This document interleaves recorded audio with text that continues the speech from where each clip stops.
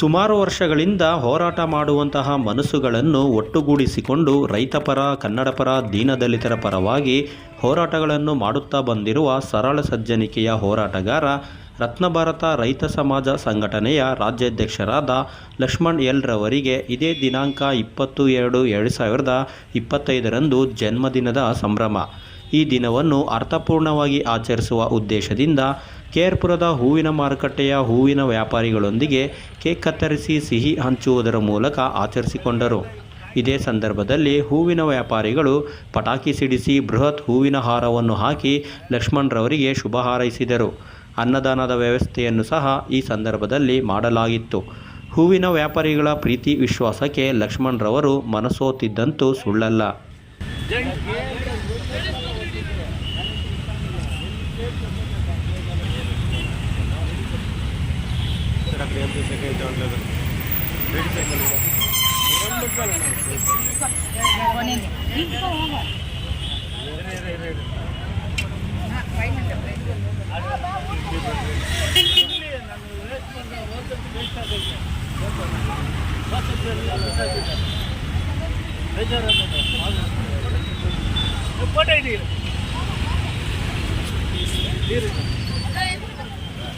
ಏನು ತೆಗಿಯೋಣ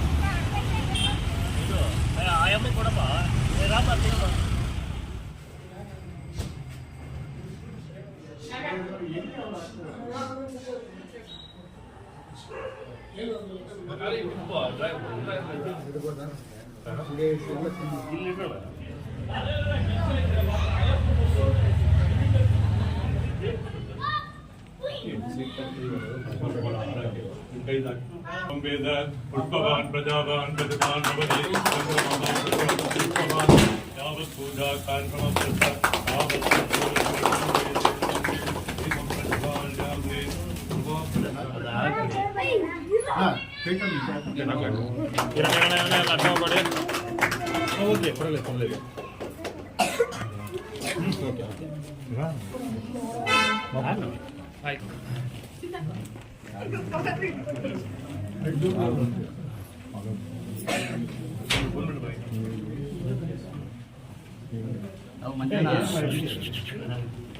ಮಂಜಣ್ಣ ಜಲ್ದಿ ಹಾಕು.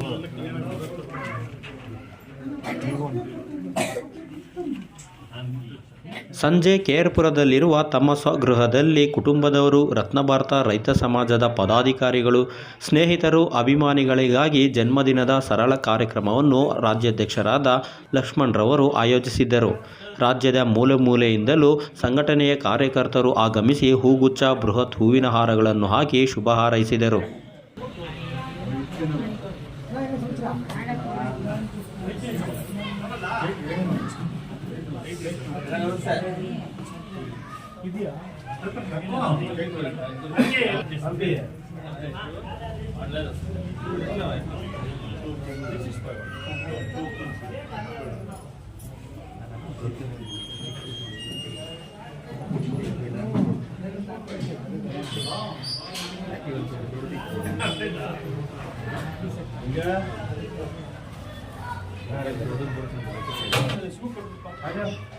ऐसे नहीं बोलने का भाई।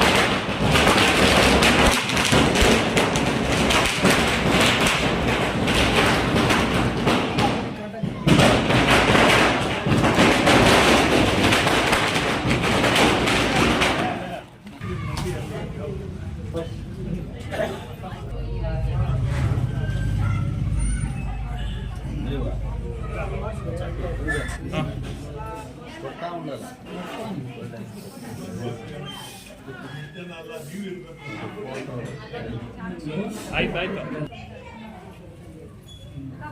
ಆಯ್ತು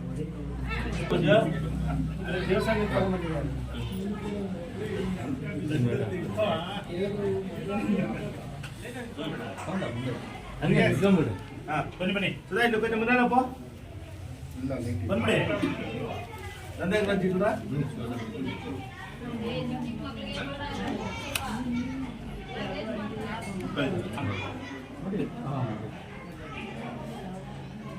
ಓಕೆ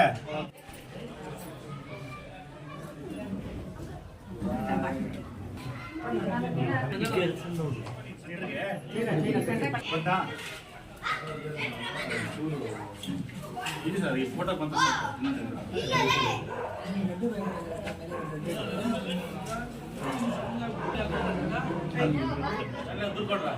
ಆಗಲ್ಲ ಶಿವ ಶಿವ ಗುತ್ತ ಹಿಂಗ್ ಗುತ್ತ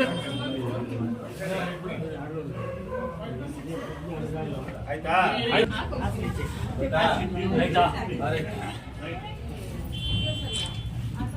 ಈ ಆಟ ಆಟದಾಗೆಲ್ಲ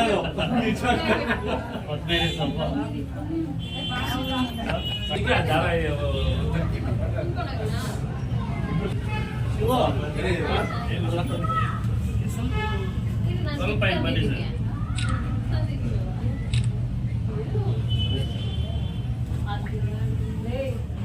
ಕನ್ನಡಗಿದಪ್ಪ ಸೆಂಟ್ರಿಗೆ ನೀವು ಬಂದ್ಬಿಡಿ.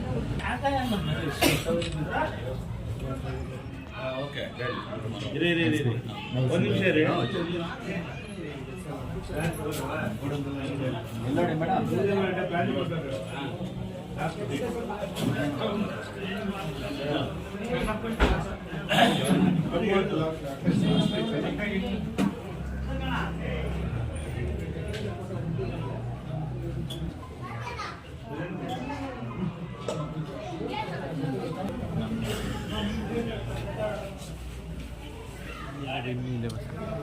ಇಲ್ಲ ಪರವಾಗಿಲ್ಲ ಈಗ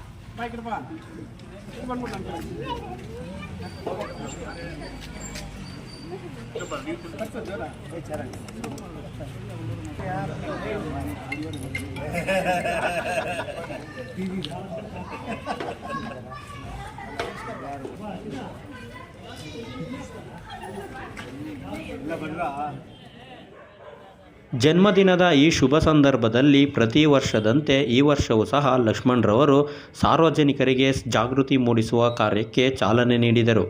ಬೇಸಿಗೆ ಸಮೀಪಿಸುತ್ತಿರುವ ಹಿನ್ನೆಲೆ ಪ್ರಾಣಿ ಪಕ್ಷಿಗಳನ್ನು ರಕ್ಷಿಸುವುದು ಸಹ ನಮ್ಮ ಜವಾಬ್ದಾರಿ. ಆದ್ದರಿಂದ ಸಾಧ್ಯವಾದಷ್ಟು ಪ್ರಾಣಿ ಪಕ್ಷಿಗಳಿಗೆ ನೀರಿನ ದಾಹ ತೀರಿಸಲು ನೀರಿನ ವ್ಯವಸ್ಥೆ ಮಾಡಿ ಎಂದು ಕರೆ ನೀಡಿದರು. ಬಹಳ ಮುಖ್ಯವಾಗಿ ಇವತ್ತಿನ ದಿನ ನಾವು ಸಂಘಟನಾತ್ಮಕ ಜೀವನದಲ್ಲಿ ಕಾಲಿಟ್ಟು ಸುಮಾರು 13-14 ವರ್ಷಗಳು ಕಳೀತಾ ಇದೆ. ಪ್ರತಿ ವರ್ಷವೂ ಸಮೇತ ನಮ್ಮ ಸಂಘಟನೆಯ ಎಲ್ಲ ಅಧ್ಯಕ್ಷರುಗಳು ಎಲ್ಲ ಪದಾಧಿಕಾರಿಗಳು, ಸೊ ಹೋರಾಟ ಮಾಡ್ತಕ್ಕಂಥ ಎಲ್ಲ ಮನೋಭಾವ ಇರ್ತಕ್ಕಂಥ ಮನಸ್ಸುಗಳು, ಮತ್ತು ನಮ್ಮನ್ನು ಆಶೀರ್ವಾದ ಮಾಡ್ತಕ್ಕಂಥ ಎಲ್ಲ ಹಿರಿಯರು, ಮತ್ತು ನಮ್ಮ ತಂದೆ ತಾಯಿ ಆಶೀರ್ವಾದದೊಂದಿಗೆ, ಜನರ ಆಶೀರ್ವಾದದೊಂದಿಗೆ, ದೇವರ ಆಶೀರ್ವಾದದೊಂದಿಗೆ ಇವತ್ತಿನ ದಿನ ಒಂದು ಹುಟ್ಟುಹಬ್ಬದ ಸರಳ ಆಚರಣೆಯನ್ನು ನಾವು ಇವತ್ತಿನ ಮಾಡಿದ್ದೀವಿ.